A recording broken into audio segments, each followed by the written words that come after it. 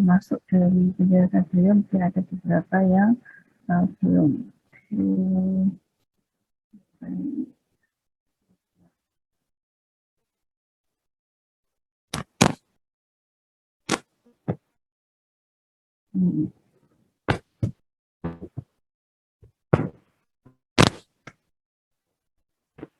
Share screen saya kelihatan? Halo, tes. Sudah, Bu.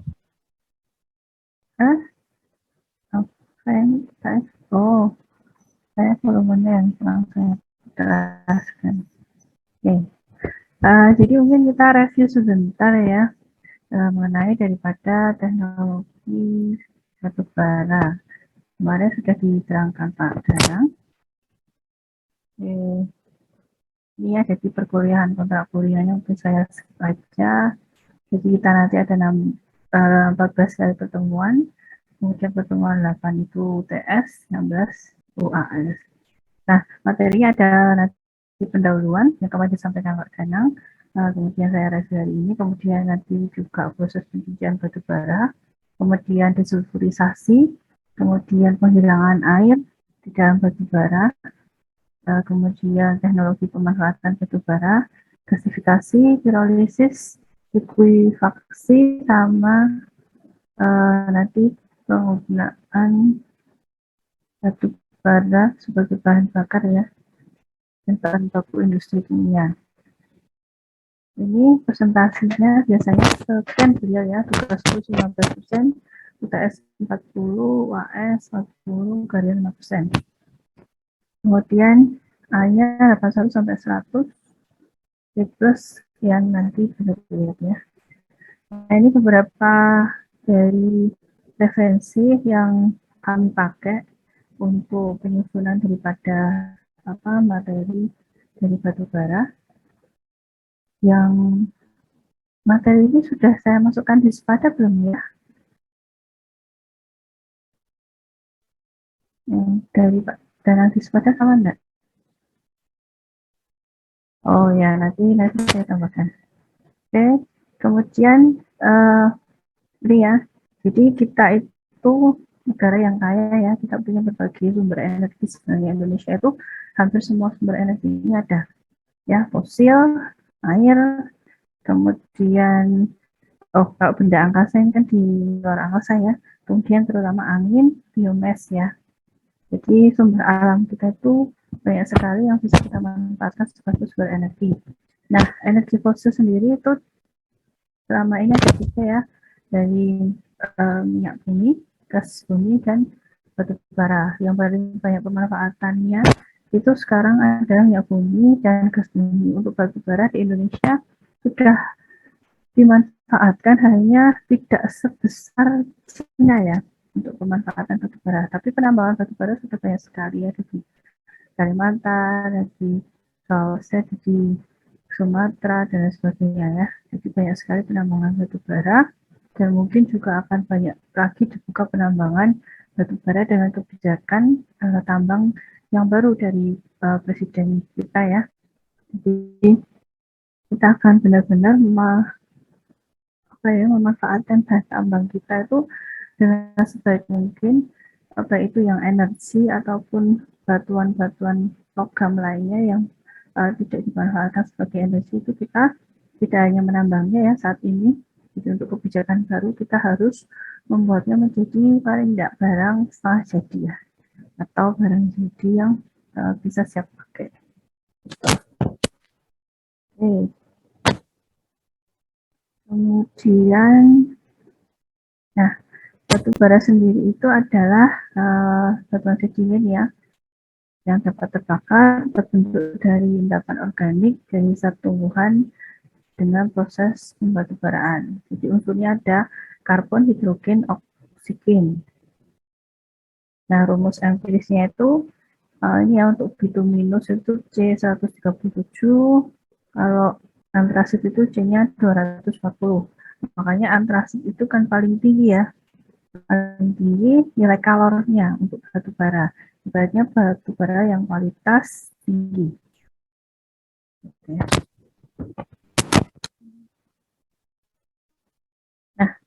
batu bara itu pertama kali mulai komersil itu di Mohon China. maaf, Ya, gimana? ini Ya, slide-nya tidak pindah ya. gimana? Suaranya Melia mau slide-nya gimana, Dek? Slide-nya tidak jalan, Bu. Ya, oke. Kalau gini kelihatan? Kelihatan, Bu.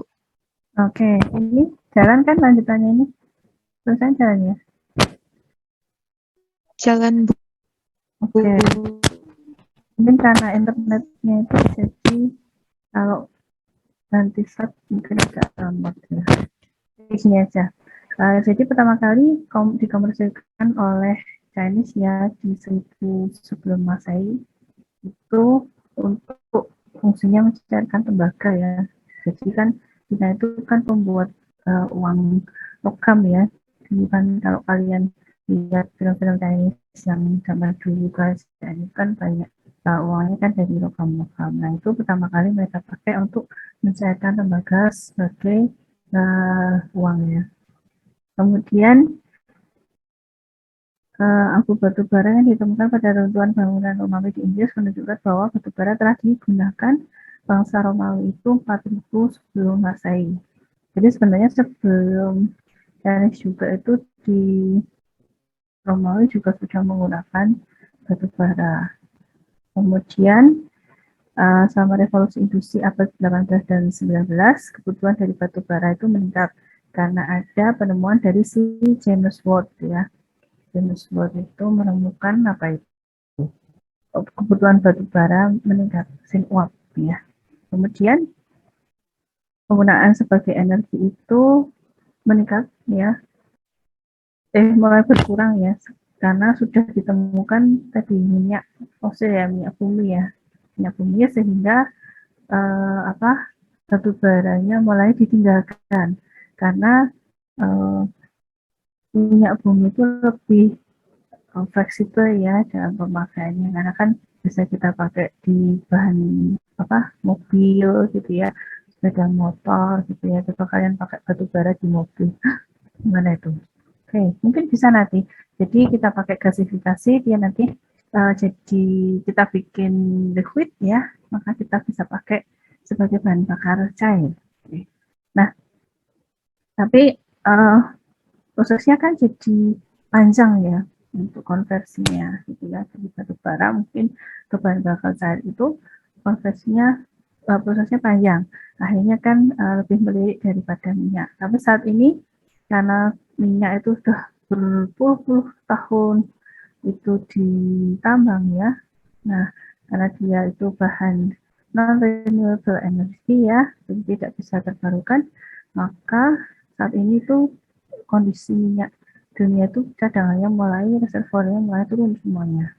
Makanya kan di Indonesia kan banyak ya sumur-sumur tua itu yang sudah tidak pakai lagi ya, atau sudah tidak diambil minyak lagi, itu mulai dimanfaatkan lagi ya dengan IOR ya. Kalau kalian ikut kuliahnya siapa IOR Bu Mahreni ya, Enhanced Oil Recovery gitu ya. Enhanced Oil Recovery itu maksudnya adalah jadi sebenarnya di sumur tua itu masih ada kandungan minyaknya, hanya kandungan minyaknya itu tidak terlalu besar dan dia bercampur dengan lumpur yang banyak dan air ya. Jadi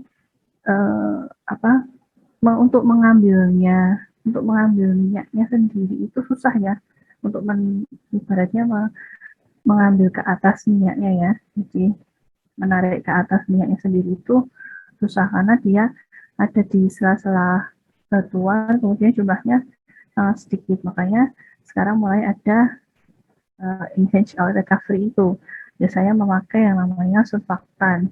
Jadi untuk melemahkan tegangan permukaan itu ya. Jadi nanti dia bisa, harapannya nanti minyaknya bisa terlepas ya dari batuan itu, dari air, kemudian bisa naik ke permukaan untuk bisa kita proses gitu ya. Oke. Kemudian faktor bara digunakan sebagai alternatif sumber energi itu karena banyak ya, tersebar luas. Jadi tahun 2019 itu dari datanya SDM itu ada 37.604 itu masuknya saya, bukan 37, ya. Jadi 37.604 miliar ton. Banyak sekali ya. Jadi cadangan batu bara itu di Indonesia 3,5% dari total cadangan dunia, gitu ya. Jadi batu bara itu masih banyak sekali potensinya, terutama di Indonesia ya. Itu kita masih banyak potensinya karena Indonesia belum terlalu memanfaatkan batu bara. Baru mulai akhir-akhir ini kita mulai memanfaatkan. Tapi kita juga harus karena kita negara yang mengikuti Kyoto Protocol ya. Tahu nggak Kyoto Protocol? Tahu? Ada yang tahu Kyoto Protocol? Yuk.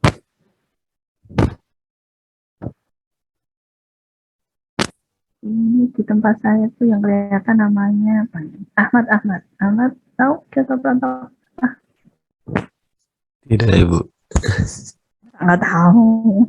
Oke, siapa yang tahu Kyoto Protocol? Umi?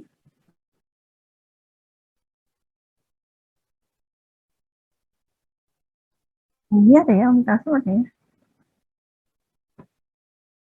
Kyoto Protocol tahu Umi Kasum?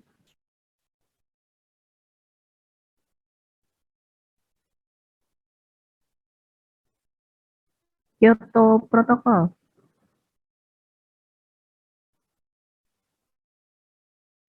Oke, oke ya. Kita harus banyak baca berita ya. Jadi Kyoto Protocol itu adalah terkait daripada polusi karbon ya, CO2 yang ada di negara. Jadi ketika negara itu bergabung mengikuti daripada Kyoto Protocol, maka harus mengikuti daripada hasil kesepakatan di Kyoto Protocol. Jadi ada maksimum pembuangan karbon ke lingkungan, gitu ya, terutama CO2, CO seperti itu ada maksimum, ada batas maksimum yang harus diperhatikan. Ketika kita melebihi daripada ambang maksimum dari yang ditetapkan di Kyoto Protocol, maka kita akan terkena sanksi, ya, yaitu nanti sanksinya berupa administrasi atau nanti ada sanksi secara global, ya, terkait dari perdagangan dan lain sebagainya itu.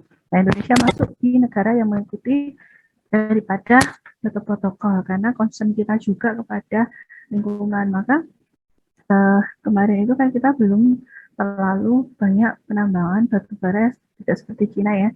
Jadi Cina itu batu baranya penambangannya besar sekali karena mereka itu menggunakan batu bara untuk energi ya, untuk energi terutama karena lebih murah daripada minyak bumi. Hanya saja polusinya begitu tinggi, makanya kan Cina sempat naik ya untuk apa itu, jadi tingkat polusi udaranya itu sangat tinggi sekali sampai udaranya itu bentuknya kayak kabut itu ya, kayak kabut putih, tapi itu bukan kabut, tapi itu kabut karena polusi, karena mereka jor-joran ya supaya mereka bisa menekan harga jual dari produk mereka ya untuk bisa diekspor keluar supaya bisa menguasai pasaran ya, pasaran di dunia itu. Maka mereka memakai strategi seperti itu, tapi akhirnya ekologinya, environment-nya banyak yang rusak gitu ya. Tapi China sendiri tidak mengikuti daripada kita protokol, maka dia juga fine aja sih. Cuman kita juga sebagai negara yang mengikuti aturan itu harus memperhatikan, misalnya nanti kita mau memakai batu bara dengan baik, maka kita harus memperhatikan terutama teknologi apa coba? Carbon capture ya, sekarang banyak sekali ya teknologi carbon capture. Nah, kita harus bisa memanfaatkan teknologi carbon capture itu untuk bisa meminimalisasi daripada tingkat polusi yang dihasilkan dari penggunaan batu bara. Oke. Kemudian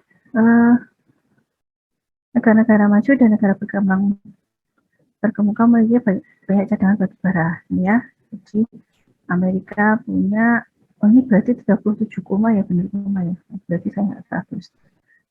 Amerika punya 250 ya. Rusia juga masih banyak, Cina itu masih banyak lagi ya, karena Cina itu banyak gurun dan lain sebagainya, jadi potensi batuannya itu juga besar. Dia ada 100 miliar ton. Terus batu bara dapat diperoleh dari banyak sumber di pasar dunia dengan pasokan yang stabil, kemudian harganya murah ya dengan tambang minyak dan gas, kemudian aman untuk ditransportasikan dan disimpan ya. Meskipun batu bara itu bisa disimpan, tapi penyimpanannya harus memperhatikan prosedurnya ya. Jadi dia juga tidak boleh terkena sinar matahari terus ya. Itu satu. Yang kedua juga jangan terlalu lembab tempat penyimpanannya juga ya. Nanti akan jadi batu baranya kualitasnya bisa menurun seperti itu. Oke. Terus kemudian batu bara dapat ditumpuk di sekitar tambang, pembangkit listrik dan lokasi sementara ya, dengan tetap memperhatikan standar. Jadi kita tetap ada ya di orang-orang pertambangan itu standar penyimpanan maka seperti apa untuk menghindari terjadinya insiden atau kejadian yang nanti merembet kepada eksiden atau kecelakaan nanti bisa tiba-tiba terbakar dan sebagainya ya. Kita harus memperhatikan itu juga. Terus teknologi pembangkit listrik tenaga uap batubara itu sudah banyak yang teruji ya sekarang. Kemudian kualitas batubara tidak banyak terpengaruh oleh cuaca maupun hujan.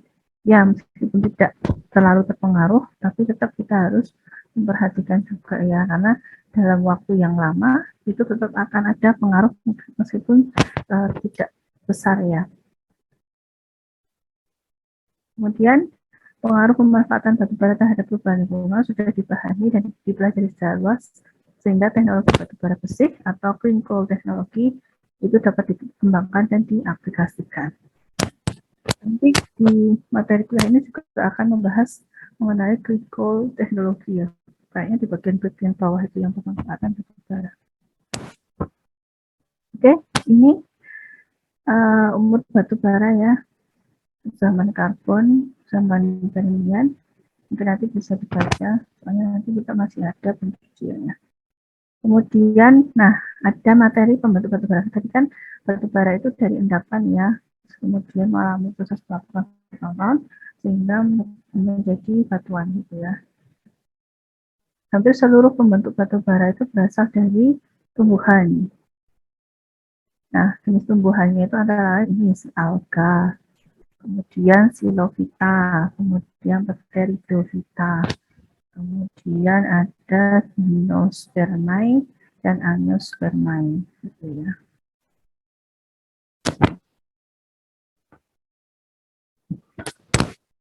Oke, terus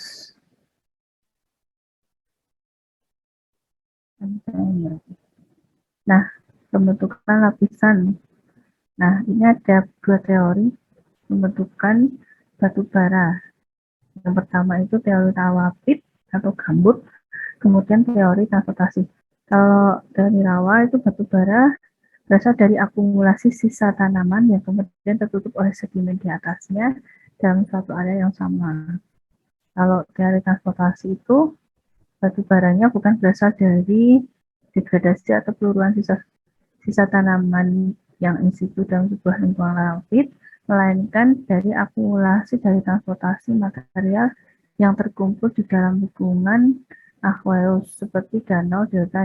Jadi ini kalau di teori rawa ini adalah, jadi ada di rawa itu kan misalnya ada sisa-sisa alga yang mati, kemudian ya tumbuhan-tumbuhan tadi yang mati ya, dia terus kemudian mengendap ya, membentuk endapan, kemudian tertutup lagi oleh misalnya ada sedimen gitu ya. Sedimennya misalnya ada jadi misalnya rawa itu kan dekat laut ya, jadi mungkin dari air laut ada membawa apa atau dari gelombang laut, kemudian di dataran sekitar rawa itu ada yang tergerus masuk ke dalam itu untuk menutup daripada sisa tumbuhan tadi gitu ya. Jadi intinya adalah batu bara itu terbentuk dari si akumulasi dari tanaman yang ada di sekitar rawa yang mati-mati seperti itu ya.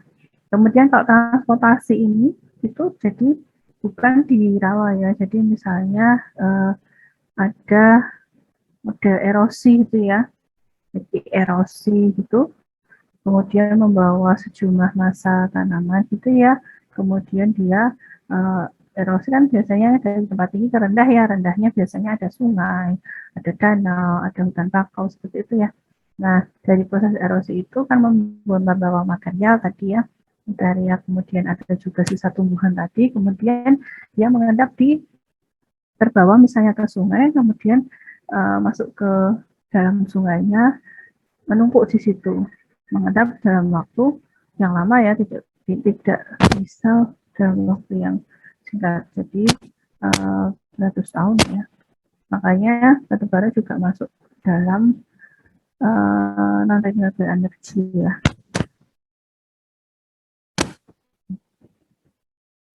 Nah, ini saya jelaskan. Nah, ini mungkin nanti bisa dibaca ya. Kemudian coba di sini sebenarnya pembentukan batubara ya. Tadi yang ada autokton atau alukton. Kemudian ini juga skemanya bisa dibaca. Nanti saya kirimkan ke grup aja ya. Nah, ini kan dari apa itu tumbuhan itu ya, kemudian di sini mengalami pengendapan di sini membentuk yang namanya batubara. Ya, mungkin ini prosesnya nanti bisa dibaca ya. Jadi ini ada vegetasi, kemudian dia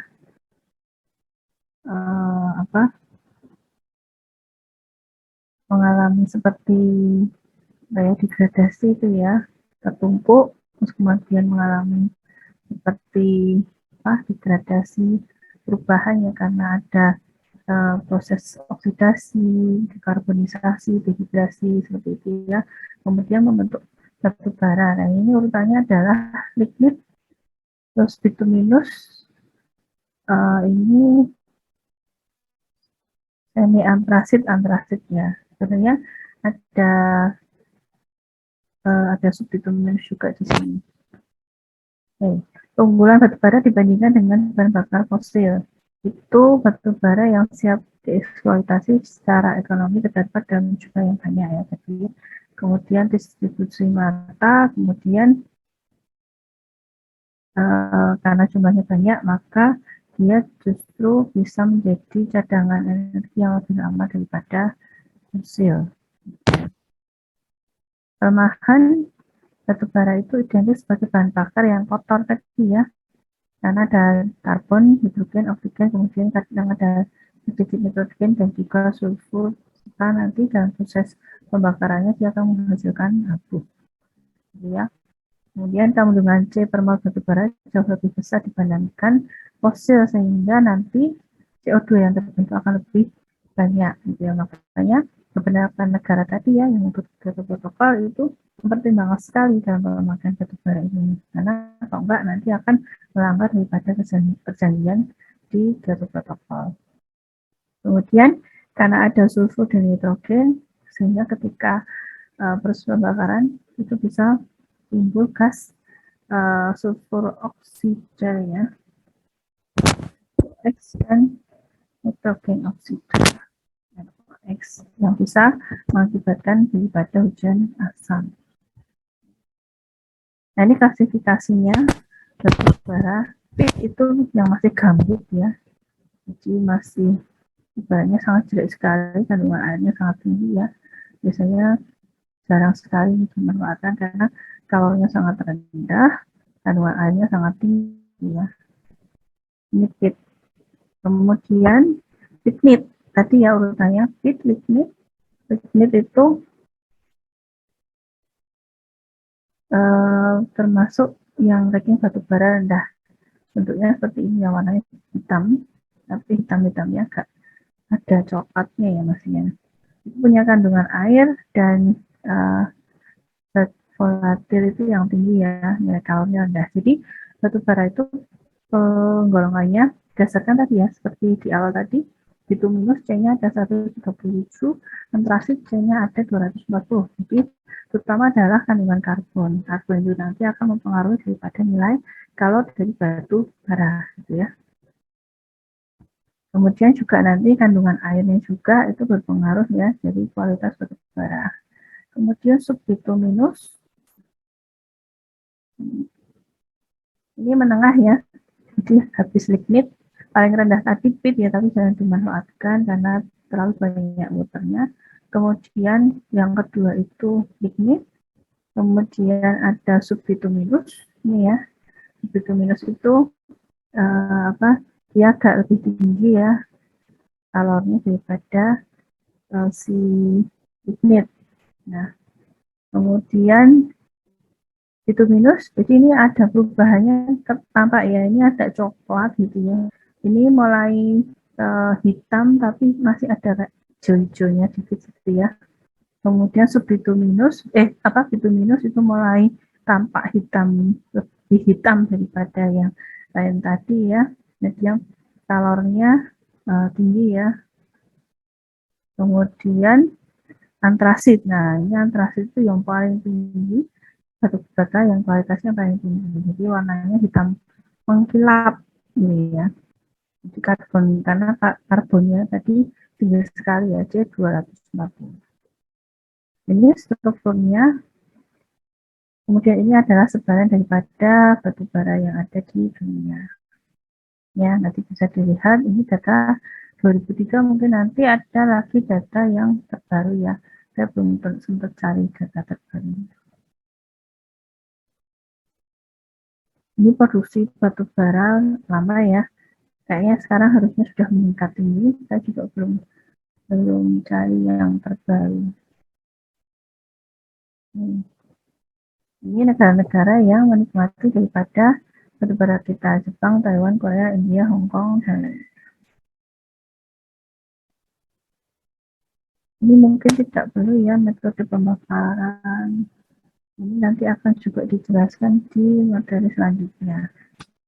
Oke, kita masuk ke, sebelum saya masuk ke pencucian, ada yang mau tanya?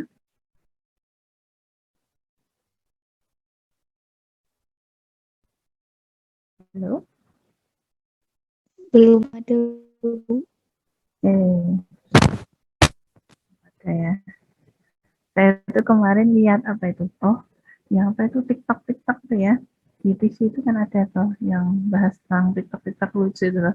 Terus saya ketawa juga lihat ketika TikTok tentang mahasiswa habis kuliah daring. Jadi ketika dosen sudah bilang ditutup kuliahnya, langsung ditutup laptopnya untuk langsung tidur ya. Apa kalian gitu juga? Langsung tutup laptop, langsung tidur. Oke, biar nggak sepaneng ya. Pagi-pagi masih ngantuk biasanya, tapi lebih baik kuliah lagi ya, jadi masih fresh gitu. Kalau siang udah capek dan ngantuk ya, sore tambah lagi ya. Oh, kelas ini ada yang itu enggak? Saya itu banyak mahasiswa yang positif di kelas ini, ada yang positif enggak? Nggak ada, Bu. Oh, alhamdulillah ya. Oh ya, terus kalau misalnya ada apa-apa nanti bisa menghubungi Pak Kotprot ya. Untuk itu apa? Misalnya kan kalau yang tahun kemarin ya, yang ketika Delta itu kan banyak yang tidak boleh isolasi mandiri di kos gitu ya. Misalnya yang kesulitan untuk isoman itu nanti bisa menghubungi Pak Aditya ya, Pak Korpot, itu nanti bisa lewat HMPK atau langsung ke beliau supaya nanti bisa dicarikan tempat ya. Kalau dulu itu masih dipinjamkan di itunya rumah warek ya, yang rumah dinas warek itu kayaknya.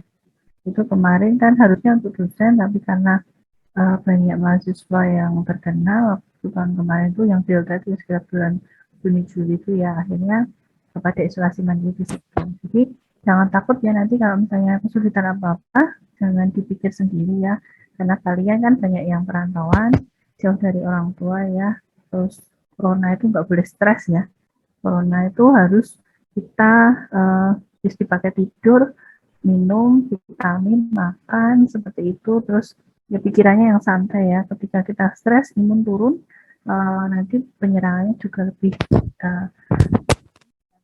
nyerangnya. Jadi harus santai. Kalau misalnya ada masalah, di apa dikonfirmasikan ya, disampaikan aja lah, disampaikan ke, kalau takut langsung ke korporat ya bisa ke saya atau ke dosen wali ya, ada dosen walinya kan, ada dosen wali semua. Nah nanti bisa ke dosen wali, kemudian nanti akan kami bantu menghubungkan ke korporat atau ke satgas COVID yang punya UPN ya. Ya lanjut, kita nanti sampai jam berapa? Oh 9.10 ya.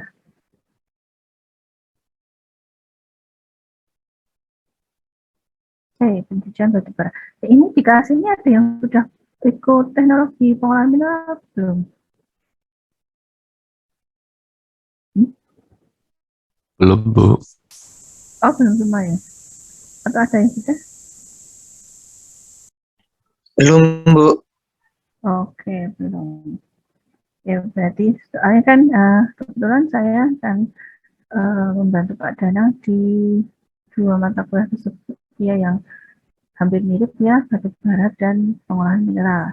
Cuman kalau batu bara ini khusus batu bara ya, tapi kalau pengolahan mineral itu nanti berbagai macam tambang ya, tidak hanya batu bara, ada emas, nikel, tembaga, bauksit, gitu ya. Kemudian kemarin saya tambahkan mengenai rare metal ya, rare metal sekarang yang lagi ngetren, juga banyak dimanfaatkan. Kemarin saya baca di Freeport ya, kalau nggak salah itu ada gabungan dari gallium dan satunya lagi itu apa ya, aku lupa. Jadi gabungan dari rare metal juga dipakai sebagai katalis cair, fungsinya untuk carbon capture. Tapi carbon capture-nya bagus itu.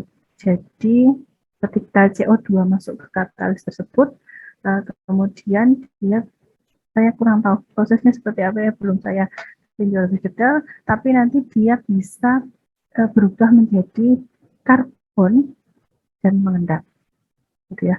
Selama ini carbon capture itu kan banyaknya masih bentuknya dalam gas ya, bentuk gas kayak gitu, atau nanti diserap masuk ke absorben kayak gitu ya.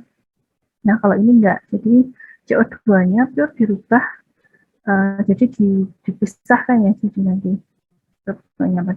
jadi dipecah sehingga karbonnya bisa mengendap, O2-nya bisa dibuang. Gitu ya.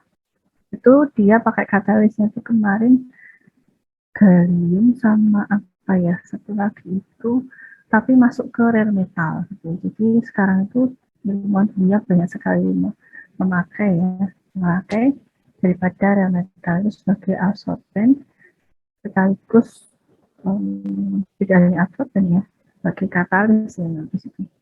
Katalis untuk bisa mengubah daripada aku. Oke, versinya tidak perlu ya. Belum nih. Jadi antrasi tadi C-nya 86 sampai 98% C, bituminus itu 68 sampai 86%, kemudian subbituminus itu C-nya sedikit ya, di bawah bituminus, berarti di bawah 68, tapi banyak airnya. Kemudian lignit itu airnya sekitar 35 sampai 75%, jadi banyak sekali ya Mas Ian. Nah, kemudian gambut itu airnya adalah tadi yang pit ya, gambut atau pit itu airnya 75% gitu ya. Terus kemudian penambangannya ada permukaan dan bawah tanah.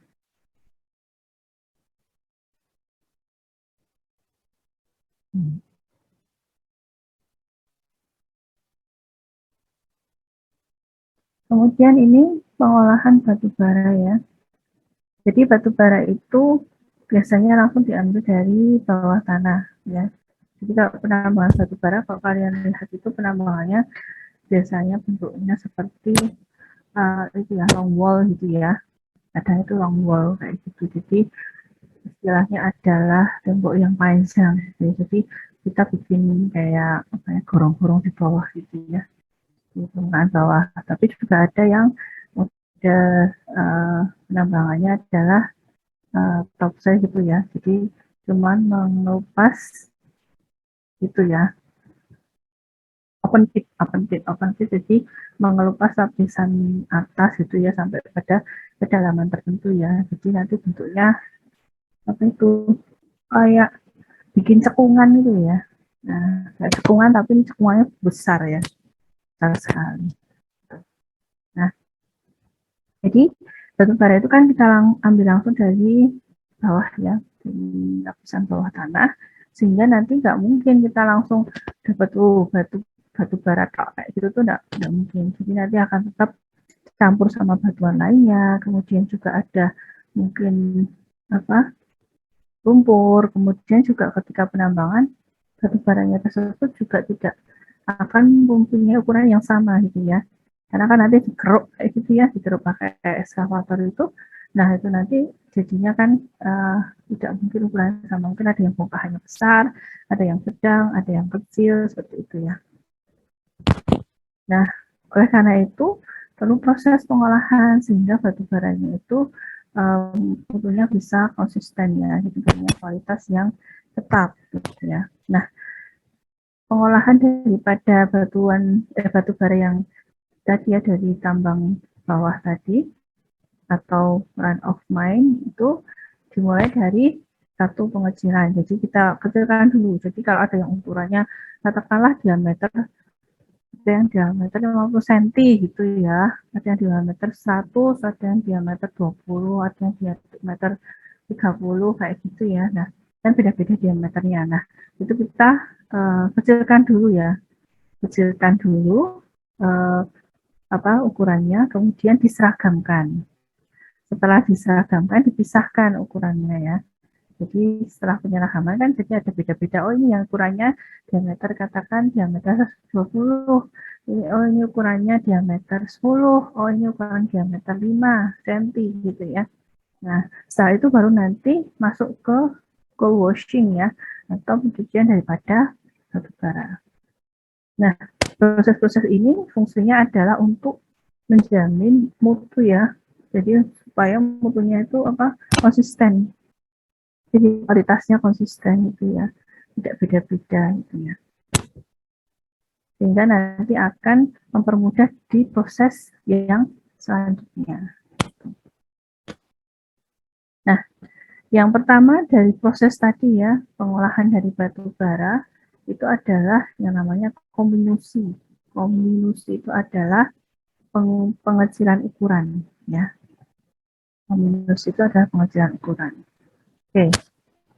Jadi keberhasilan operasi pencucian batu bara itu sangat tergantung pada pengotor yang harus dipisahkan. Nah, agar butiran pengotor yang dipisahkan itu bisa bisa terpisah ya, butiran pengotornya bisa terpisah dengan baik, maka kita lakukan proses kominusi atau mengecilkan daripada ukuran si batu bara. Tujuannya satu, membebaskan atau liberasi batu bara berharga dari material pengotornya.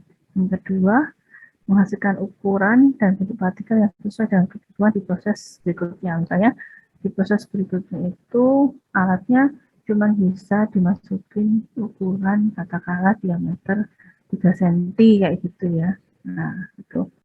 Maka tetap kita harus, padahal awalnya kita dapatnya diameter 50 cm kayak gitu. Maka kan harus masuk proses yang namanya ya kominusi atau pengecilan.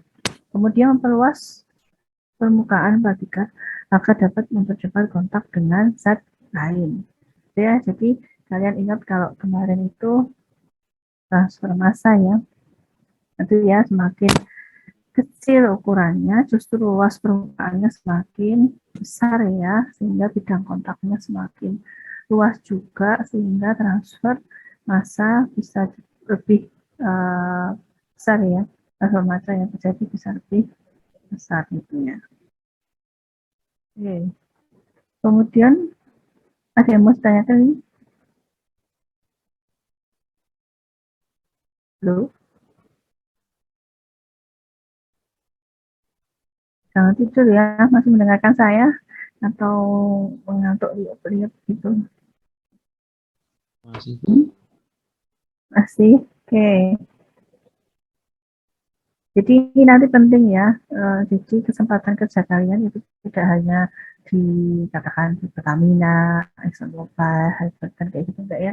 Jadi kalian juga bisa masuk Kartun Primaco kayak gitu, atau nanti ke Berau, atau nanti ke mana ya, pertambangan, smelter kayak gitu ya. Jadi teknik kimia itu sebenarnya ilmunya luas, kemudian peluang kerjanya besar ya.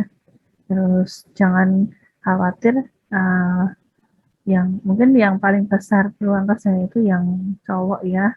Saya tidak membedakan gender ya, tapi dari pengalaman saya kemarin itu untuk pertambangan itu banyak ya, terutama yang batubara itu banyak yang biasanya prefer laki-laki gitu ya. Karena memang apa ya, medannya keras ya gitu ya, tapi tidak menutup kemungkinan wanita. Banyak juga teman saya yang masuk ke Pertamina, ke tambang minyak kayak gitu ya, banyaknya nanti masuknya ke bagian HSE, tapi ya ada di production juga ada, tapi tidak terlalu banyak. Terus atau di marketing tuh, terus kemudian ada juga nanti yang di QC gitu ya. Jadi banyak, kalau nggak bisa masuk di perusahaan itu ya bisa masuk di perusahaan coating ya, kemudian juga bisa masuk di apa itu, perusahaan makanan, obat dan lainnya ya. Itu kita banyak. Oke. Jadi eh, materi kuliah pilihan itu sebenarnya nanti membantu kita ya untuk tahu gambaran, oh kalau misalnya kalian mau ngelamar di tambang itu, saya mau ngelamar di tambang nikel, saya dulu udah pernah kuliah pengolahan mineral, jadi tahulah beluk-beluk proses pengolahan nikel itu seperti apa. Nanti kita itu masuk di bagian mana, kayak gitu ya, itu kita tahu. Oke, pengecilan ukurannya itu eh, tidak sampai terlalu halus ya, karena kalau halus sekali itu nanti akan biaya tinggi. Biasanya kalau di batu bara kita pakainya itu banyaknya adalah crusher. Jadi kan urutannya kalau komitus itu ada crusher, ada grinder ya. Jadi crusher itu nanti kan dia sampai ukuran kalau nggak salah berapa ya, 2,5 cm ya. Kalau saya tidak salah 2,5 cm sampai 1 cm sentimeter diameternya ya. Nah, nanti kalau mau lebih kecil lagi gitu ya, ukurannya bisa nanti pakai grinder gitu. Tapi ya nambah alat sama aja kan, berarti mahal ya. Jadi tambang itu peralatannya besar-besar, mahal-mahal. Ya sama di semuanya juga mahal. Oke, jadi ini ya crushing-nya. Jadi tadi kan tujuannya untuk liberasi ya, membebaskan. Jadi ketika kita mengecilkan ukurannya, itu kan nanti yang misalnya batu besar gini ya, terus kita kecilkan jadi dua misalnya ya, nanti kan pengotor yang di dalam sini itu kan sudah nggak kelihatan, karena kan batu bara tadi kan dibentuk daripada tadi ya, penumpukan daripada senyawa organik ya, tumbuhan itu dalam waktu yang lama itu ya, yang penumpukannya tadi kan ada proses jadi yang tergerus, dan dia ditumpuk sama sedimen lain ya, maka sedimen itu nanti akan membentuk pengotor di batu baranya juga gitu ya. Nah, vibrasi itu untuk itu, jadi membebaskan ketika dikecilkan ukurannya, yang pengotornya yang di dalam tadi yang awalnya tidak terlihat itu nanti bisa kelihatan ya, jadi lebih mudah untuk nanti membersihkannya atau pemisahnya ya. Kemudian ini ya, jadi kita nanti sampai ke ukuran, nah ini ya 2,5 sampai 2 cm. Jadi kita sampai, oh ada yang satu menurut saya 1 cm, sampai di ukuran diameter 1 cm. Jadi tidak sampai halus ya, makanya kita tidak perlu grinding di industri batubara itu. Kayaknya nanti crusher ya, crusher sama screen. Screennya nanti adalah untuk sizing ya, jadi menyamakan ukuran ya, mengelompokkan ukuran-ukurannya ya. Permukaan atau casing digunakan untuk mengecilkan ukuran biji yang besar, misalnya diameter 150 kayak gitu ya, dikecilkan hingga ukurannya 2,5 sampai 2 cm. Bisa juga nanti sampai ukuran 2 sampai 1 cm ya. Kemampuan alat dalam mengecilkan ukuran sangat terbatas, sehingga pengecilan selalu dilakukan bertahap. jadi tidak bisa langsung. Jadi makanya cluster 1 keluar, di screening, masuk cluster 2, keluar, screening lagi ya, sampai nanti kita dapatkan ukuran yang kita inginkan. Ya, misalnya kita mau 2 cm ya 2 gitu ya. Jadi nanti yang masuk ke cluster kedua itu adalah yang tadi yang lolos, yang tidak lolos screen ya. Jadi di screen ya, yang ukurannya sesuai dengan yang kita inginkan, misalnya diameter 2 cm akan turun gitu ya. Kemudian yang tidak, dia masih tetap di atas ya. Nah, makanya terus nanti masuk lagi ke cluster yang kedua untuk dikecilkan lagi gitu ya, supaya nanti lolos di screen lagi gitu ya. Itu. Tahap pemukaan biasanya dilakukan dengan reduksi rasio antara 4 sampai 7 ya. Reduksi rasio ukuran merupakan perbandingan antara ukuran umpan terhadap ukuran produk. Jadi misalnya reduksi rasio itu ukuran umpan terhadap ukuran umpannya antara 50 gitu ya, ukuran produk yang diinginkan 2 cm gitu ya. Maka rasionya itu berapa? Nah, itu biasanya dilakukan reduksi rasionya itu antara 4 sampai dengan 7 ya. Jadi tahapannya itu sesuai dengan tadinya. Jadi yang pertama itu mungkin kan pas bandingannya tadi ya, katakanlah reduksi rasionya 4 gitu ya. Berarti nanti ukurannya jadi berapa? Terus masuk ke cluster kedua. Nanti reduksi rasionya berapa lagi? Misalnya di set semuanya, katakanlah semuanya di set 777 gitu ya. Masuk cluster 1, turun ukurannya berapa? Masuk cluster 2, turun ukurannya berapa sesuai dengan reduksi rasionya itu. Jadi kita bisa ngira-ngira, oh nanti butuh berapa cluster gitu ya. Nah, pemilihan clusternya gimana? Ya nanti kita lihat gitu ya, biasanya nanti ada vendor yang menawarkan cluster, macam-macam, ada giratori cluster, ada jauh cluster, kayak gitu ya. Nanti kita lihat dia kapasitasnya berapa, kemudian dia nanti bisa reduksinya sampai berapa gitu ya. Kemudian nanti dia butuh tenaganya, energinya itu berapa, itu juga menjadi pertimbangannya ya. Kemudian dia dalam per menitnya bisa mengolah sampai berapa gitu ya. Itu juga menjadi pertimbangan kalau kalian misalnya sebagai engineer disuruh menentukan nanti kita mau pakai cluster apa ya Pak atau Bu gitu ya. Nah itu pertimbangan-pertimbangan itu perlu diperhatikan. Oke. Nah ini ya, jadi cluster sendiri nanti ada tahapannya ya. Tahap pertama itu mengecilkan bisa sampai 20 cm, kemudian yang permukaan tahap kedua itu nanti 20 sampai 5 cm, yang tahap ketiga antara 2 sampai 1 cm gitu ya. Jadi paling enggak itu maksimal kita butuh sekitar sekian lah, tapi juga kita lihat performa daripada setiap cluster. Tapi reduksi rasionya ini ya, jadi reduksi rasionya, jadi kalau nyari clusternya punya reduksi rasio sekian 4 sampai dengan 7. Supaya nanti kita tidak terlalu boros ya, tidak terlalu banyak memakai cluster, kan juga ibaratnya pengeluaran uangnya. Misalnya permukaan pertama itu kita pakai giratori cluster ya. Ya, pakai giratori cluster, kemudian yang kedua itu bisa kita pakai cone, hammer, atau rock cluster. Kemudian yang permukaan yang ketiga itu permukaan halusnya itu kita bisa juga pakai misalnya jaw cluster, di sini juga bisa. Ini mekanisme permukaan ya.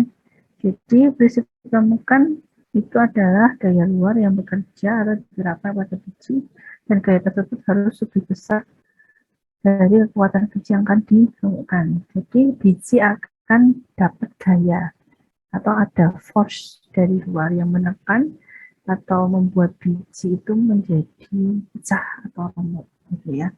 Ini ya, jadi gaya-gayanya itu pada tensile, compression, impaction, kemudian shearing, ada attrition.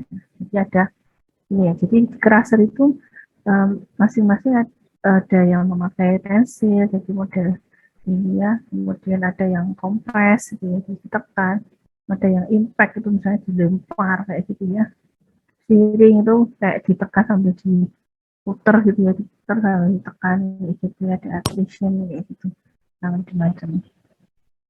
Itu gaya-gaya yang dipakai di cluster ya. Jadi satu cluster itu paling tidak ada satu gaya yang dia pakai. Nih, compression ya. Compression ini contohnya ini bisa jalan. Kemarin tuh ini bisa jalan. Bisa jalan enggak nih? Kok enggak bisa ya? Oke, ya, enggak mau ya. Ini saya ambil GIF itu kemarin itu yang ke ini dia. Wah, kemarin saya cek lagi ya.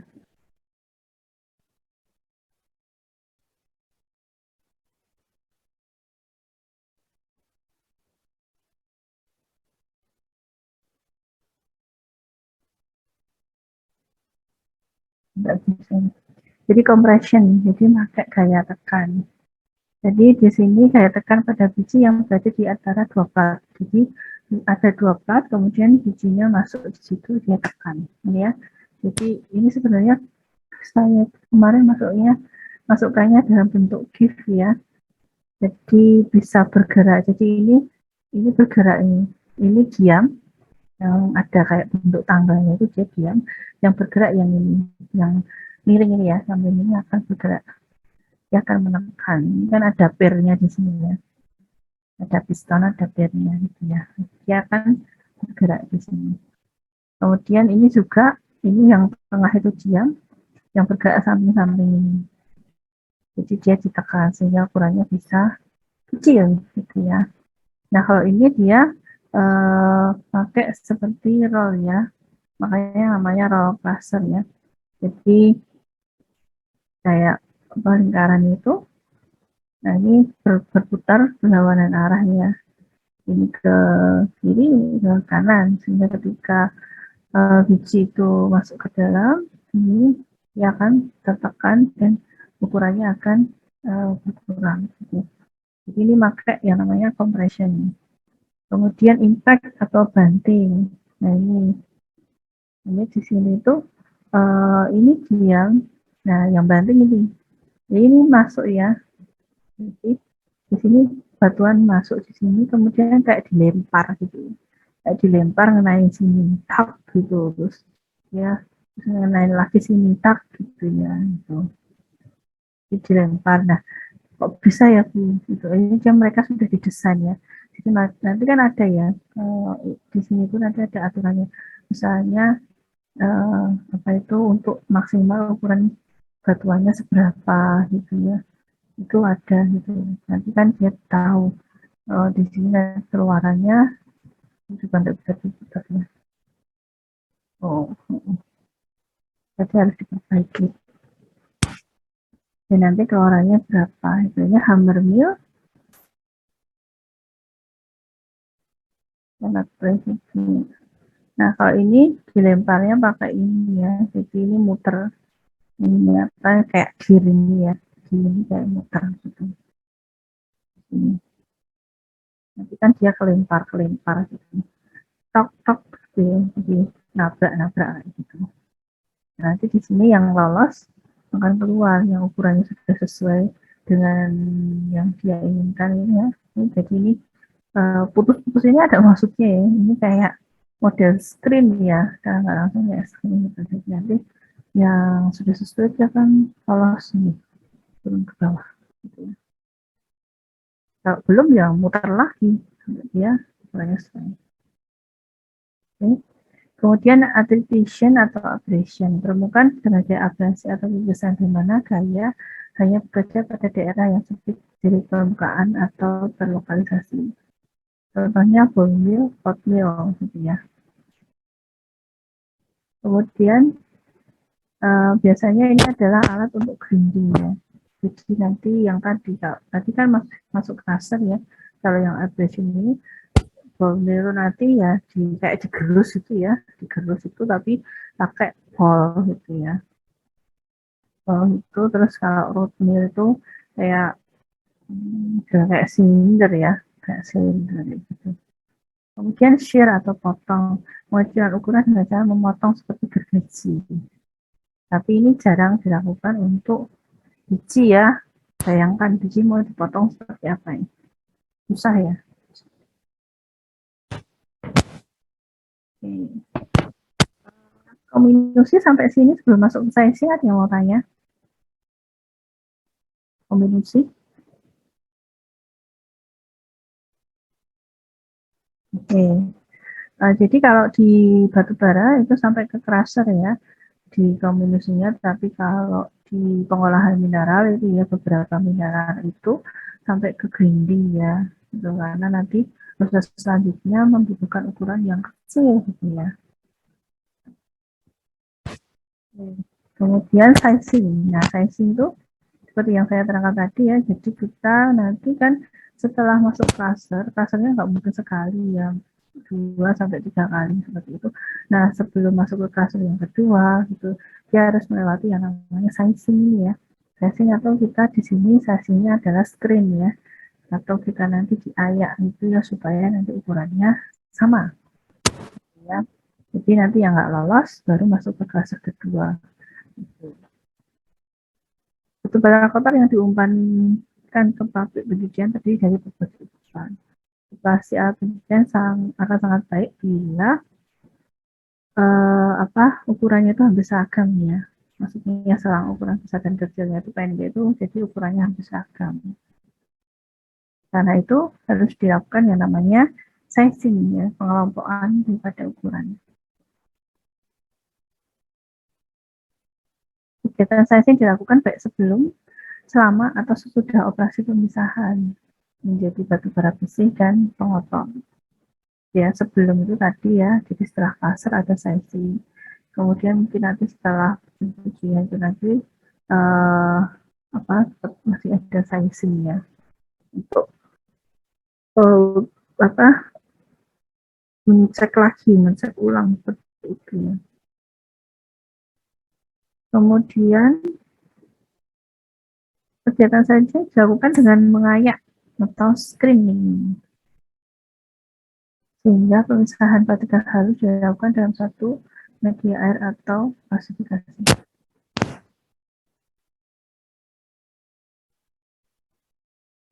Ya, pengayakan. Jadi proses pengayakan itu adalah tujuannya mengelompokkan daripada ukuran, gitu, supaya kita dapat ukuran yang sesuai dengan yang kita inginkan. Ya. Nah, yang dipakai itu banyaknya ya. Tadi saya juga lihat video di YouTube itu pakai vibrating screen. Saya yang pakai itu vibrating screen.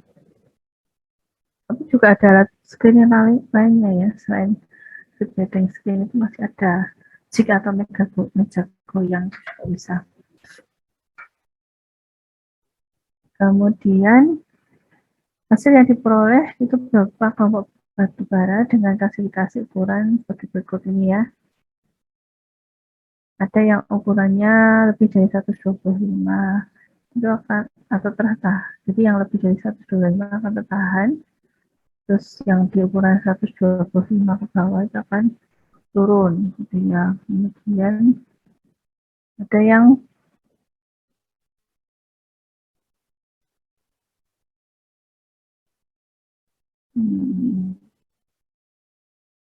ada yang fraksi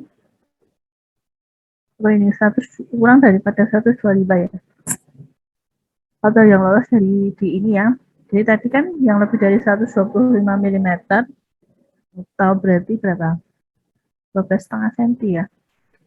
Nah, itu nanti akan tertahan pengayak yang kurang dari 125 mm akan lolos. Nah, kemudian yang lolos itu akan masuk di pencucian dengan situ. Kemudian kalau yang lolos itu adalah 125 kurang dari 125 tambah 6 mm. Jadi maksudnya ada tambahan 125 koma ya Mas Yan. Nah, ini kan berarti itu nanti dia akan masuk alatnya pakai advanced medium pad. Kemudian kalau ukurannya yang kurang dari 50 mili tambah 0,5 mili itu nanti masuk dense medium separator. Jadi alatnya masing-masing ya. Jadi setelah tadi di sizing, kemudian masuk ke alat pencuciannya ada jig itu untuk ukuran 125, kemudian kalau 125 ditambah 6 mili ya, koma ya 125 koma ya, itu atau di bawah 125 bisa 100,6 mili ya, itu masuk dense medium fat, kemudian oh ini kurang dari 125. Kemudian kalau yang kurang dari 50 ataupun nanti ketambah 0,5 mili ya, itu masuk dense medium separator. Kemudian kalau kurang dari 0,5 itu masuknya flotasi karena bentuknya serbuk gitu. Nah, kemudian klasifikasi. Pengayakan dewatering kan bagian dari proses klasifikasi, digunakan untuk mengurangi kadar moisture yang terdapat pada batu bara dan mengambil kembali medium berat yang telah digunakan. Jadi penelitian menggunakan alat dense medium fat itu menggunakan medium berat, media berat dan air sebagai pemisah antara batu bara kotor dan bersih.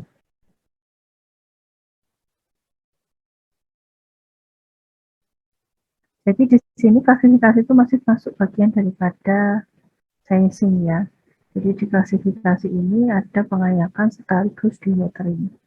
Jadi ada ayakan, kemudian sekaligus pengurangan daripada pengurangan daripada air ya.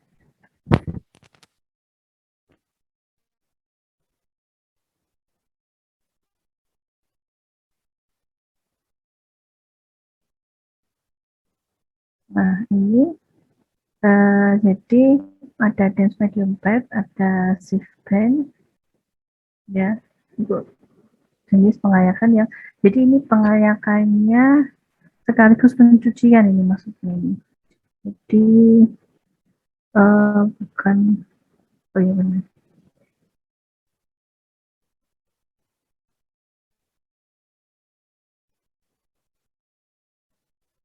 Jadi ini nanti diayak atau kemudian dia masuk ke pencucian, kemudian nanti ada pengayakan lagi sekaligus mengurangi kadar airnya. Berarti kayak apa itu?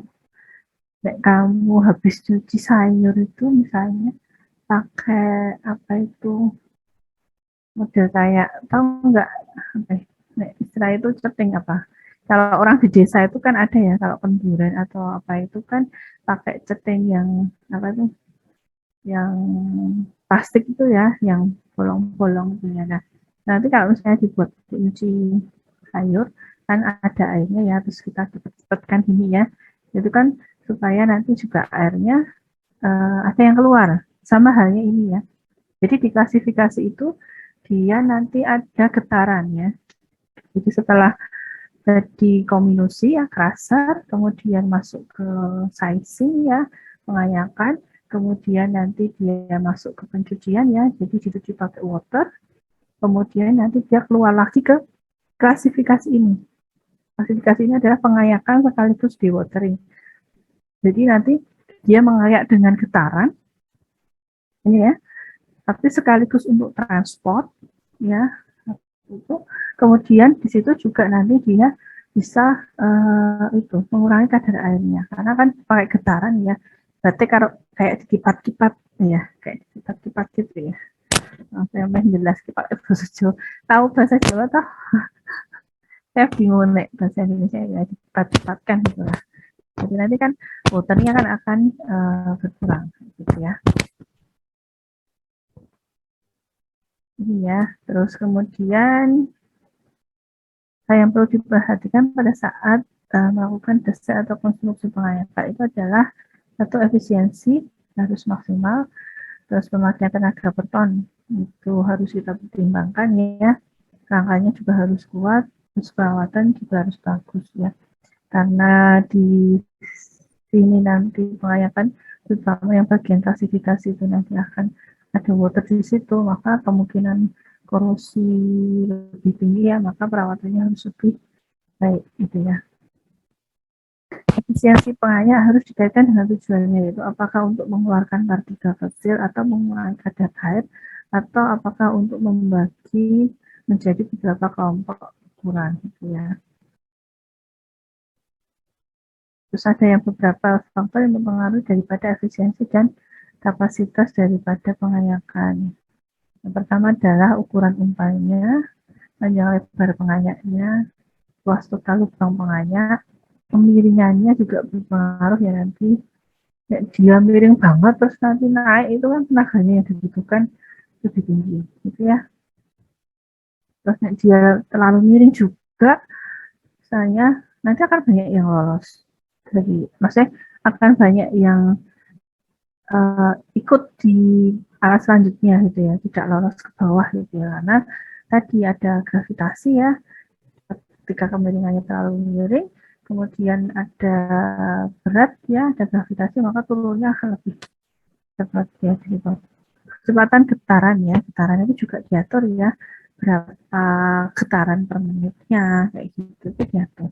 Amplitudenya, hambatan pada daerah pengayak, kadar lengas dalam umpalnya, terus termasuk pengumpalan dalam pengayak. Jadi ini yang kalau nanti kalian misalnya disuruh nyari gitu ya, Pak atau Bu tolong carikan tadi ya, yang pertama dulu kasar, kemudian nyari apa itu banyakan gitu ya, itu nanti pemilihannya, nah ini bisa dijadikan sebagai landasan pemilihannya gitu ya. Ini contoh rangkaian peralatan pemprosesing ya. Ada hopper ya.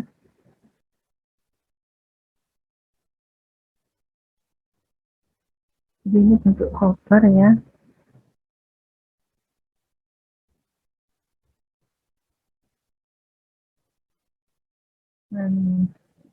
Speed breaker, kemudian ada crusher, ada conveyor ya.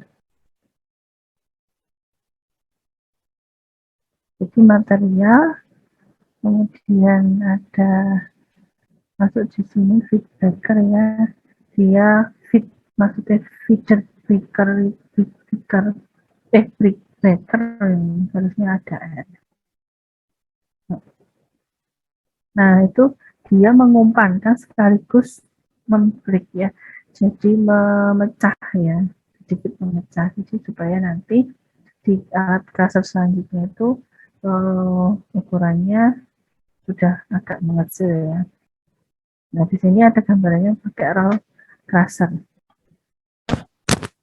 roll crusher karena di sini ada dua ya. Jadi ini hopper tadi ya, yang ini hopper itu dia untuk memasukkan ya. Jadi nanti kayak corong yang modelnya itu kan corong, tapi dia untuk memasukkan daripada beberapa nanti dari truk itu misalnya nanti masuk ke hopper gitu ya. Nanti terus dari hopper masuk ke speed breaker ini, terus ke kasar keluar ada conveyornya. Nah, ada conveyornya biasanya conveyornya itu kadang sekalian dengan screening ya. Jadi langsung, jadi kalau transportasi zat padat itu salah satu alat untuk mentransportnya adalah namanya conveyor ya. Conveyor ada macam-macam, ada belt conveyor itu, terus ada vibratory conveyor kayak gitu ya. Nah ini dia conveyornya pakai vibratory screen conveyor gitu misalnya. Jadi dia sekaligus screen, sekaligus dia untuk transportasi zat padat. Terus sebelum masuk ke pencucian ada yang mau ditanyakan ini tadi dari sizing.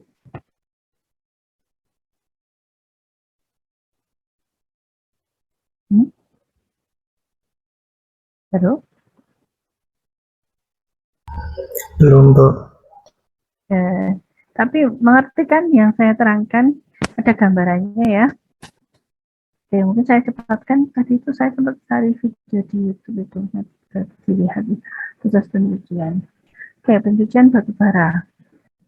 Itu adalah untuk, intinya adalah memisahkan batu bara daripada kotoran. Berarti kalau kita mencuci, kita mandi ya, sama aja mencuci diri kita ya. Itu kan supaya bersih ya. Sama dengan halnya batu bara.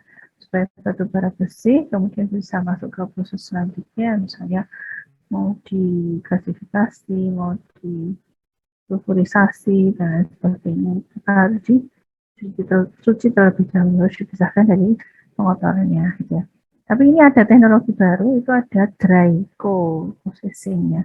Jadi kalau ini di sini tuh masuk ke conventional processing of coal ya. Jadi masih banyak menggunakan proses basah atau wet prosesnya. Terus apa ini? Ini tadi ya tujuannya pencuciannya, jadi supaya nanti bisa bersih sesuai dengan persyaratan yang diinginkan daripada konsumen. Misalnya nanti mau pakai untuk pembangkit listrik, untuk kereta, untuk macam-macamnya. Kemudian proses pencucian batu bara itu ada 2 prinsip. Yang pertama, pemisahan batu bara murni dengan pengotornya berdasarkan densitasnya ya. Jadi batu bara itu punya densitas 1,3, pengotornya itu kan lumpur-lumpur kayak gitu kan 2,2 ya. Jadi kita pisahkan berdasarkan densitasnya gitu ya. Kemudian pemisahan batu bara murni itu dengan pengotornya berdasarkan sifat ketertarikannya terhadap water ya. Jadi kalau batu bara itu dia hidrofobik atau tidak suka. Jadi kalau kalian dengar kata fobia gitu ya, fobia itu kan enggak suka ya gitu ya. Makanya ini hidrofobik. Jadi dia enggak suka air gitu ya. Sementara yang pengotornya itu hidrofilik ya. Kalau dulu saya ngapalkannya, oh saya punya feeling gitu ya, feeling ibaratnya punya perasaan, ibaratnya kayak gitu. Oh berarti saya suka gitu ya, maka hidrofilik. Kemudian kalau hidrofobik itu kan fobia gitu ya, saya takut gitu ya, maka dia tidak suka air, maka hidrofilik.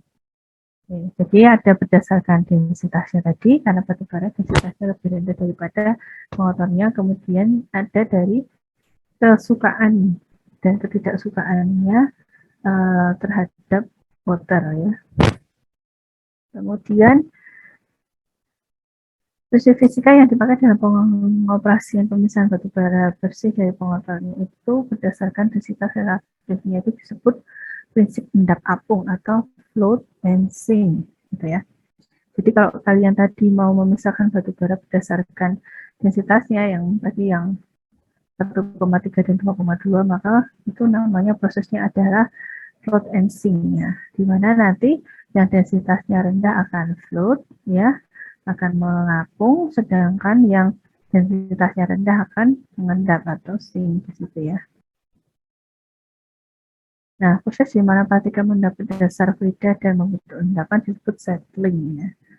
Jadi nanti dia sink itu kan tenggelam gitu maksudnya. Terus kemudian setelah tenggelam ya di bawah permukaan ya, di bawah dasar ya, di dasar, maka dia akan mengalami settling gitu ya.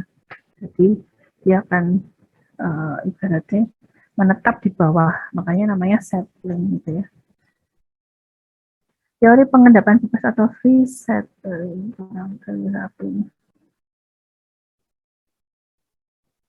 ya, itu dipakai untuk operasi pemisahan batu bara dari pengotornya dengan cara diendapkan di dalam suatu larutan yang densitas relatifnya itu di antara densitas relatif batu bara dan densitas dari pengotor. Jadi batu bara tadi 1,3, kemudian pengotornya 2,2, maka di situ ada larutan di mana densitasnya di antara itu yang dipakai sebagai media pengendapannya ya.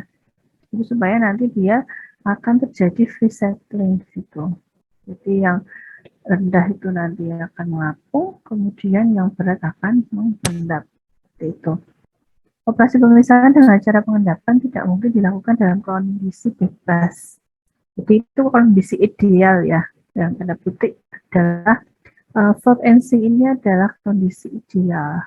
Ya, ideal di mana batu baranya seragam kayak gitu, yang kemudian seragam saya artinya ukurannya seragam, terus densitasnya seragam ya, karena tidak mungkin ya semua batu bara itu densitasnya biasanya ada 1,3 lebih sedikit, ada 1,4, tapi Maksudnya terpalnya tidak terlalu beda jauh lah.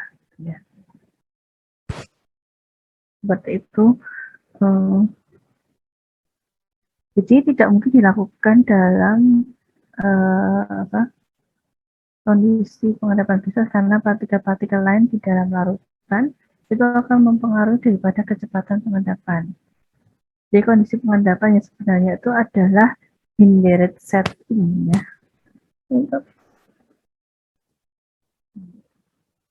Jadi dirintangi, jadi ada pengerintang. Jadi tidak mungkin kita ada, jadi prinsipnya tetap slot and sync, tapi tidak bisa free settling. Jadi ada indirect settling. Jadi pengendapannya itu akan ada hambatannya di sini ya. Maka itu nanti akan ada alat bantu di situ dalam proses settlingnya. Jadi penghambatnya apa aja sih ukurannya partikel? Mungkin enggak, yang meskipun sudah disamakan ya. Tapi kalau misalnya ayakannya itu, misalnya ayakannya untuk tadi ya ukuran 50 mm atau 5 cm gitu ya. Jadi yang di ukuran 5 cm ke bawah lolos, yang di atas 5 cm tidak lolos ayakan. Maka yang lolos tadi bisa ukuran 5, bisa ukuran 4, bisa ukuran 3, seperti itu ya. Atau bisa ukuran 1 atau 2. Karena crusher sendiri itu kan bisa sampai ukuran 1 cm gitu ya. Jadi kemungkinannya bisa tidak seragam gitu ya. Terus kentalan lautan, densitas relatif partikel-partikel yang terlibat. Jadi tadi ya, karena densitasnya batu bara itu bisa jadi tidak 1,3 semua, ada yang 1,35, 1,4, 1,45 kayak gitu ya, tapi tidak mungkin di ya, maksudnya tidak di atas 2 ya, seperti itu. Maka prosesnya adalah indirect settling, bukan free settling. Jadi kalau free settling itu ibaratnya nanti dia batu bara masuk ya, ada larutan tadi yang mana densitasnya itu di antara si batu bara dengan pengotor, terus didiamkan aja, maka sudah akan terpisah. Yang batu bara di atas dia float, kemudian yang pengotornya sink, atau nanti dia sink mengendap di dasar settling gitu ya. Nah, tapi tidak akan seperti itu gitu ya. Jadi tetap kita masuknya ke indirect ya. Jadi tidak mungkin kita diamkan terus langsung terpisah. Nah, alat yang dipakai pada proses pemisahan yang bekerja pada perbedaan densitas. Jadi nanti di indirect settling itu makanya ada bantuan alat ya. Jadi ada bantuan alat yang membantu untuk memisahkan si batu bara ini. Ini meliputi ada meja goyang atau shaking table, ada launder, ada jig. Alat ini bekerja dengan bantuan gerakan air baik secara horizontal atau vertikal atau keduanya. Apa yang mempengaruhi efisiensi dari alat itu antara ada ukuran dan bentuk daripada partikel. Jadi ini ya, mulainya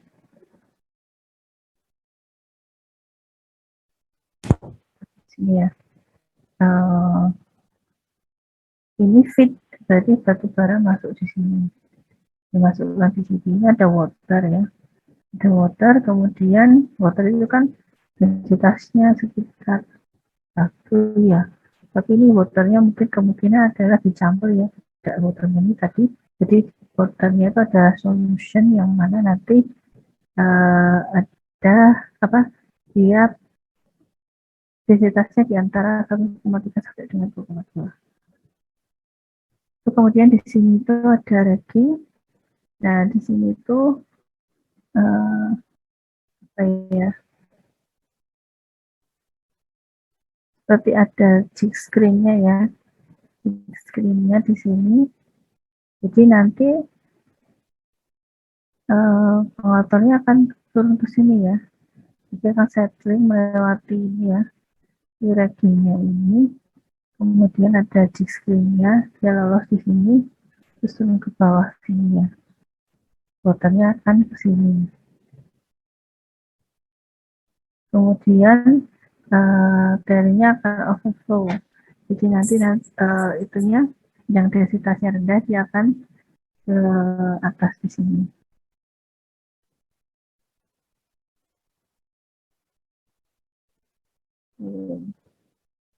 Jadi nanti bisa dilihat di YouTube modelnya cara kerja daripada si chip ya.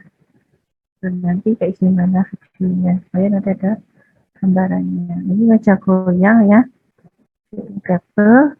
Jadi prinsipnya berdasarkan perbedaan berat dan ukuran partikel terhadap biaya gesek akibat aliran air tipis. Jadi nanti tetap ada air yang mengalir di sini, tapi sedikit ya. Kemudian jadi air mengalir pada permukaan, terjadi gesekan antara keduanya sehingga kecepatan air pada bagian atas lebih besar daripada di dasar. Partikel dengan spesifik graviti yang tinggi akan bergerak lebih lambat daripada yang kecil. Akibat aliran air, maka partikel dapat dipisahkan berdasarkan ukuran dan kepadatannya. Jadi dia begini ya, goyang-goyang ini. Kenapa kok goyang-goyang? Supaya nanti partikel kecil yang tertutup oleh partikel besar itu bisa ibaratnya orang desel-deselan itu dia bisa ke atas itu ya, gitu. Nah, bisa ke atas. Nah, ke atas nanti ada aliran air. Aliran airnya itu punya kecepatan tertentu, kemudian debitnya tertentu supaya nanti dia tidak terlalu besar yang besar glonder ya. Ikut semua nanti. Ya. Harapannya dia nanti aliran airnya berada di permukaan dengan kecepatan tertentu sehingga nanti partikel-partikel yang kecil tadi bisa ikut aliran air. Sedangkan partikel-partikel yang besar itu akan tetap di situ ya. Gitu. Pada meja terdapat jalur-jalur yang punya arah menyeberangi meja secara melintang. Ketika meja diberi kejangan, partikel-partikel ringan dan padat akan terhambat lajunya gravitasi sehingga tidak mudah jatuh dan sampai ke ujung meja. Sedangkan partikel yang besar ringan akan jatuh ke bawah.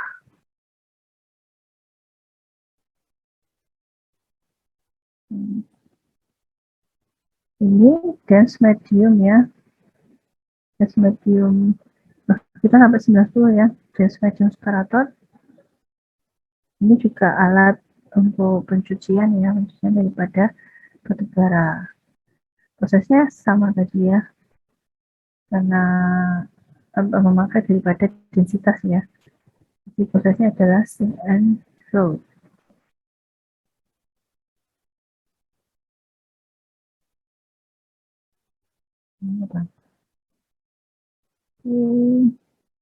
Jadi nanti bisa saya mau nyetel video itu, nanti just medium bisa dibaca ya, karena nanti saya akan ada tugas ya. Oh ya, yang batu bara ini kalian nerangi maksinya. Kemudian ada dewatering ya, dewatering. Jadi mengurangi kandungan air daripada batu bara. Jadi tadi kan setelah pencucian, tadi ada bisa masuk proses gasifikasi di mana dia perpaduan antara proses pengayakan dengan dewatering. Ya. Nah di sini dewateringnya sendiri adalah jadi kita mengurangi kandungan air dari batu bara akibat dari proses sebelumnya yaitu pencucian. Air dalam batu bara itu kenapa harus dihilangkan? Karena dia akan menyebabkan kerugian, yaitu satu mengurangi nilai kalornya, mengurangi efisiensi karbonisasi dan pembuatan kulkas yang mengakibatkan adanya sticking dan pitching, gitu ya. Tujuan dari proses dewatering itu mengambil air dalam tailing dari hasil flotasi untuk digunakan kembali atau mengambil padatan dalam tailing dari hasil flotasi. Tailing itu tadi ya, yang di sini. Nah, tailingnya ini. Ini kan batu bara yang keluar tailing overflow, ini keluar terus dia masuk ke proses selanjutnya adalah dewatering untuk pengurangan kadar airnya. Ada dua jenis moisture, yaitu free moisture sama inherent moisture. Jadi kelembapan di batu bara atau air pada batu bara itu ada dua jenis. Yang satu namanya lengas, bebas atau lengas gitu ya. Yang satunya lengas tertambat atau moisture atau pre-moisture atau inherent moisture. Nah, air yang dapat dirangkap pada tahap dewatering ini adalah air bebas ya. Air yang free moisture ya, bukan yang inherent moisture. Jadi ini, free moisture itu seperti apa? Jadi air yang menempel di permukaan luarnya batu bara itu. Jadi tadi dari proses pencucian, kemudian ada air-air yang masih membasahi daripada permukaan dari batu bara. Gitu. Makanya ketika masuk ke klasifikasi ya, tadi itu dia ada dewatering, dicepat-cepatkan istilahnya itu airnya keluar. Ya. Nah, itu namanya free moisture. Kemudian yang inherent moisture yang gimana Bu? Jadi air yang bergabung ya. Jadi kelembapan yang jadi bentuknya adalah dia terikat dalam struktur daripada batu bara. Jadi tidak bisa dengan secara mekanik dipisahkannya gitu ya.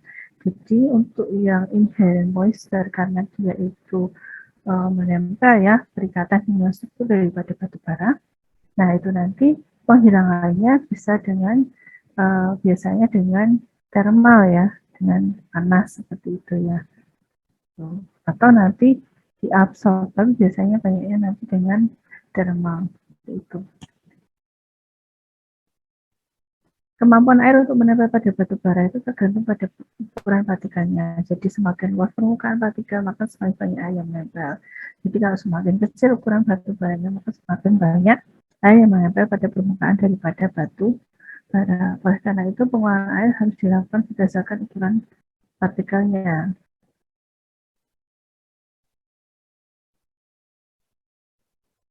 Jika kumpulan batu bara terdiri dari partikel yang hampir sama ukurannya, maka akan ada sejumlah ruang antar partikelnya, di mana air bisa lolos dan meresap ke bawah. Bila kumpulan batu bara terdiri dari partikel yang berbeda ukurannya, maka ruang bebas antar partikel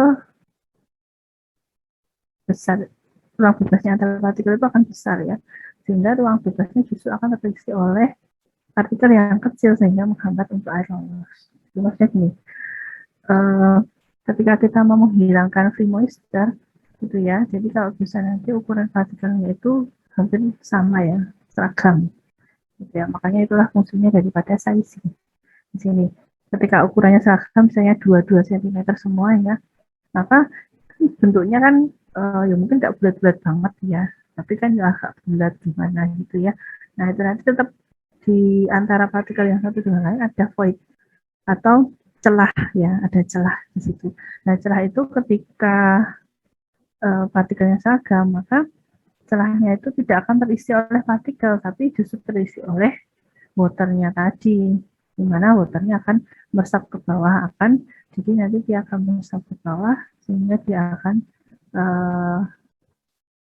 istilahnya terpisah daripada si partikel batu bara tadi. Tapi ketika ukurannya satu besar, satu kecil gitu ya, nanti kan celahnya itu akan semakin besar ya.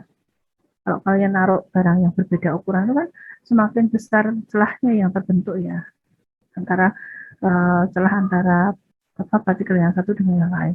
Nah, celah tersebut justru tidak akan diisi oleh water. Ya mungkin ada water yang mengisi celah itu, tapi akan sedikit. Justru celah yang besar tadi akan terisi oleh partikel yang kecil, sehingga ketika partikel besar itu sudah melepaskan waternya, karena di celah tadi ada partikel kecil, justru partikel kecil tadi yang menampung water daripada si partikel besar tadi. Gitu ya. Makanya di sini size-nya itu sangat perlu, karena itu ya salah satunya. Alat yang digunakan pada tahap ini adalah siklon pengental, klasifikasi filter drum vakum, filter disk vakum, dan screen flow centrifuge. Yang berapa? Wah, kurang sedikit. Nanti kalian ada kuliah.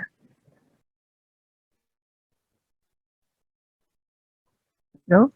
Ada, Bu. Jam berapa? 9.20. Ya. Iya, Bu. Oh, oke. Saya kalau cerita jadi kelamaan ya. Nah, ini ya. Jadi urutannya batubara hasil tambang nanti masuk ke crusher, kemudian ke screen, kemudian ke crusher yang secondary crusher, kemudian ke screen lagi, kemudian masuk ke washing ya, pencucian. Kemudian akan terpisah antara batubara bersih dan batubara yang masih kotor. Ini diagram air prosesnya ya. Rauko masuk ke screen, bisa ini masuk ke screen dulu, tapi bisa juga ada yang langsung masuk ke crushing juga bisa. Nah ini kalau di sini masuk ke screen dulu, crushing, kemudian screen lagi ya, kemudian ini nanti masuk ke check ya. Ini masuk ke ini ya, thickener, kemudian ke settling point, kemudian ini ada yang masuk ke check ya, kemudian di sini ada dewatering, kemudian filter disk wrinkle. Jadi ini adalah di sini nanti crushing di screening di sini harusnya masuk check ini adalah nanti pencucian ya, di sini ada pencucian, kemudian ada yang masuk dewatering screen dulu, kemudian ada filter, terus baru nanti batubara bersih. Tapi ada yang dari pencucian kemudian langsung ke sini ya, tergantung nanti prosesnya yang diinginkan apa. Kemudian di sini ada thickener, kemudian ada settling point untuk pengendapan daripada pengotor tadi ya. Nah ini ada tugas kelompok yang di PDF yang saya kirim itu tanggalnya masih lama ya, tahun kemarin ya. Nah, ini sudah saya perbarui, ini nanti saya screenshot, saya kirim ke grup ya. Ke grup nanti, kemarin sudah saya bagi ya, satu grup ada 3 orang, kecuali grup yang terakhir. Jadi 19 orang itu nanti ada 6 grup ya. 6 grup, terus kemudian ini saya bagi 2, ya, yang ganjil nanti mengerjakan proses, saya ganjil ya, yang genap yang prosesnya. Yang ganjil yang gantian.